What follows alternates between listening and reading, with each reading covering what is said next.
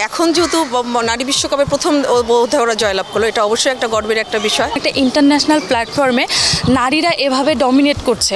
অনেক গার্ডিয়ান চায় না তাদের বাচ্চারা ক্রিকেটার হোক। ছেলেদের ক্রিকেটকে যতটা ভালোভাবে এনজয় করি, মেয়েদের ক্রিকেটকে কিন্তু ওভাবে করি না। তো বাংলাদেশ এত বছর পরে হচ্ছে এত সুন্দর একটা বিজয় অর্জন করলো। আয়টা বাড়ানো উচিত যাতে তারা সামনে আরও অগ্রসর হতে পারে। এটাই চাই, নারীরা আরও এইভাবেই এগিয়ে যাক।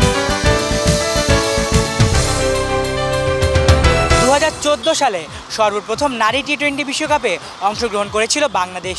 এরপর গড়িয়ে গেল 10 বছর। এই 10 বছর পরই প্রথম জয় পেল বাংলাদেশ নারী ক্রিকেট দল। দর্শক, এই জয় বাংলাদেশের নারীদের কী চিন্তা ভাবনা তা নিয়েই থাকছে আজকের জনমত। আপনাদের সাথে আছি আমি আলিফ চৌধুরী। আমি রাজশাহী ইউনিভার্সিটির ছাত্রী ছিলাম, তো এমন একটা অবস্থা গেছে যে আমরা কম সংখ্যক লোকই, তখন সেটা 96-97 কথা, খুব কম সংখ্যক লোকই আছে যে ক্রিকেট দেখতাম, তো তার মধ্যে আমি একজন ছিলাম।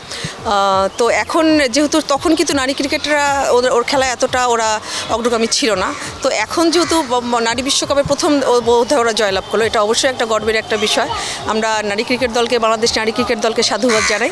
আর আমি চাই যে আমাদের যে মাঠ পর্যায়ে তৃণমূল যারা আছে তারাও এগিয়ে আসুক এবং এটাকে আসলে সবাই উৎসাহ দিক। অনেক গার্ডিয়ান চায় না তাদের বাচ্চারা ক্রিকেটার হোক। এটা অবশ্যই নারীদের জন্য অনেক গর্বের। আর আমি নারী হিসেবে এটা আরও বেশি ফিল করতে পারতেছি বা রিলেট করতে পারতেছি যে কোনো একটা ইন্টারন্যাশনাল প্ল্যাটফর্মে নারীরা এভাবে ডমিনেট করছে অন্য একটা কান্ট্রিকে। সো এটা আমার জন্য খুবই ইন্সপায়ারিং। আমি নিজের লাইফেও এটার ইমপ্লিমেন্টেশন চাই। যেটা পার্সোনালি মনে হয় যে এই ডিসক্রিমিনেশনের যে কারণটা, সেটা হচ্ছে আমরা ছেলেদের ক্রিকেটকে যতটা ভালোভাবে এনজয় করি, মেয়েদের ক্রিকেটকে কিন্তু ওভাবে করি না। ছেলেদের কোনো ঘরোয়া লিগ হইলেও কিন্তু কেউ দেখা মিস করে না, সেটা দেখে, সেটা মেয়েরাও দেখে, ছেলেরাও দেখে, মানে অন্য কাজ ফেলে রেখে দেখে। বাট নারীদেরটা ওভাবে গ্লোরিফাই করা হয় না, ওভাবে মানুষ দেখেও না। সো স্পন্সরশিপ এভাবে এখানে একটা ম্যাটার করতে পারে যে ছেলেদের তাতে হয়তো স্পন্সরশিপ বেশি আসতেছে বা তারা রিকগনিশন বেশি পাচ্ছে, ফেম বেশি পাচ্ছে, দ্যাটস ওয়াই তারা একটা ডিসক্রিমিনেশন বেতনের ক্ষেত্রে করতেছে। বাট আমাদের মেয়েদের যদি বেতন বাড়াইতে হয়, এটা আমাদের দেখার আগ্রহটা তৈরি করতে হবে সবার মধ্যে। মেয়েদের ক্রিকেট কিন্তু সবাই দেখে না। এটা যেমন কালকে এই খেলাটা কতজন দেখেছে আদৌ, আমি এটা নিয়ে আসলে সন্দিহান। তো এই জন্য আর কি বেশি স্পন্সরশিপ কালেক্ট করতে হবে মেয়েদের ক্রিকেটের ক্ষেত্রে। প্লাস হচ্ছে সবাই যেন দেখতে চায় ছেলেদের ক্রিকেটটাকে যেভাবে এনজয় করে বা যেভাবে ছেলেদেরকে নিয়ে আমরা প্রাউড ফিল করি। ছেলেরা সামান্য একটা ঘরোয়া ক্রিকেটে খুব বেশি ভালো ক্রিকেটার না এমন একটা টিমের সাথেও যদি জিতে, সেটা আমরা অনেক প্রাউডলি সেটা বলি। বাট মেয়েদের ক্ষেত্রে কিন্তু সেটা হয় না। আমরা চাই নারীরা এভাবে আরও এগিয়ে যাক। আর নারীদের এই জয়টি ছিল ঐতিহাসিক। আমরা এটাই চাই, নারীরা আরও এইভাবেই এগিয়ে যাক। একজন নারী হিসেবে অবশ্যই আমি গর্ববোধ করি, যেহেতু বাংলাদেশ এত বছর পরে হচ্ছে এত সুন্দর একটা বিজয় অর্জন করলো। আমি চাই হচ্ছে ওরা যেভাবে এগিয়ে যাচ্ছে, বিশ্বকে রিপ্রেজেন্ট করতেছে, বাংলাদেশকে রিপ্রেজেন্ট করতেছে বিশ্বর কাছে, আমরাও যেন তেমনভাবে একটা ভালো কিছু করে বাংলাদেশকে রিপ্রেজেন্ট করতে পারি। অবশ্যই আমি মনে করি বৈষম্যটা দূর করা উচিত। এই স্যালারিটা যদি আরেকটু বাড়ানো যায়, তাহলে হচ্ছে ওদের একটু অর্থসংস্থানের যে অসুবিধাটা, বৈষম্যটা, এটা দূর হবে। পাশাপাশি ওরা হয়তো কাজে আরেকটু আগ্রহী হবে বা খেলার প্রতি একটু আগ্রহী হবে।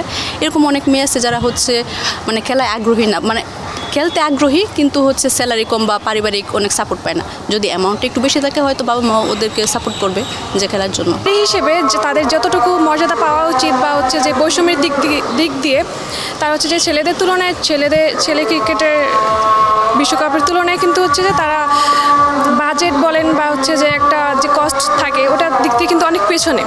তো আমি বলতে চাই যে হচ্ছে এই দিকটা আসলে কমিয়ে আনা উচিত এবং তাদের আয়টা বাড়ানো উচিত যাতে তারা সামনে আরও অগ্রসর হতে পারে। এই জয় অবশ্যই বাঙালি নারীদের জন্য অনেক আনন্দের, এটা ইতিহাস হয়ে রবে।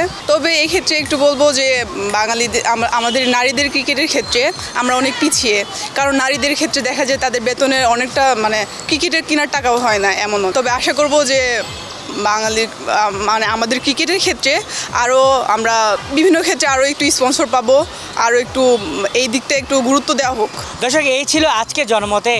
আবার দেখা হবে আগামী কোনো এক পর্বে অন্য কোনো এক প্রসঙ্গ নিয়ে। ততদিন ভালো থাকুন, সুস্থ থাকুন আর বাংলা ভিশনের সাথেই থাকুন।